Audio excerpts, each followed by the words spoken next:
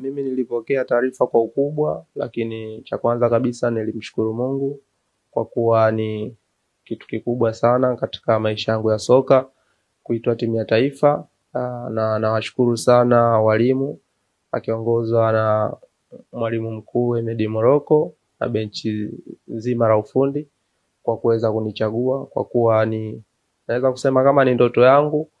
Lakini kama mchezaji unavyopambana katika maisha yako ya klabu, lengo kubwa ufanye vizuri ili uweze kuonekana kwenye taifa lako na kuitwa kwenda kuliwakilisha. Kwa hiyo ni jambo ambalo nimelifurahia sana. Mchezo utakuwa ni mgumu kwa sababu Zambia ni taifa kubwa, ni taifa ambalo na wao wana matamanio ya kuwakilisha taifa lao vizuri katika kufuzu hayo mashindano ya kombe la dunia. Kwa hiyo naamini hautakuwa mchezo mrahisi kwa timu zote mbili, lakini naiamini timu yangu ya Tanzania na kwa timu iliyoitwa na walimu tulokuwa nao tutapambana kuhakikisha tunaenda kupata matokeo yaliyokuwa mazuri ili tujue tunaendelea vipi na hayo mashindano.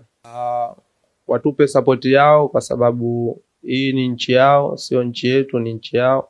Kwa wote wa Tanzania kwa pamoja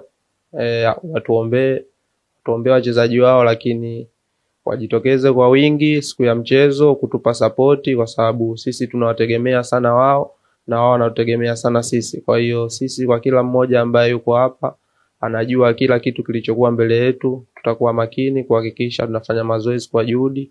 Lakini kwa wale ambao tunafundishwa na benchi letu la ufundi au makocha wetu, kuyafuata kuhakikisha tunaenda kuipambania taifa letu la Tanzania na kwa ajili ya mashabiki wetu pia.